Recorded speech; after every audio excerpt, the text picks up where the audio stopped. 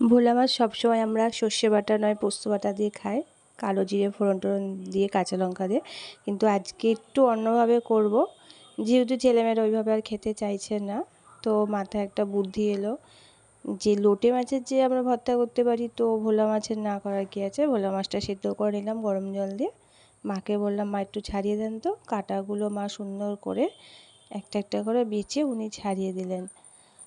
আর আদা রসুন পেঁয়াজ টমেটো কাঁচা লঙ্কা সব কিছু দিয়ে তেলের উপর দিয়ে ভালো করে কষে নেব। কষে আর ওই সেদ্ধ করা ভোলা মাছটা দিয়ে দেবো।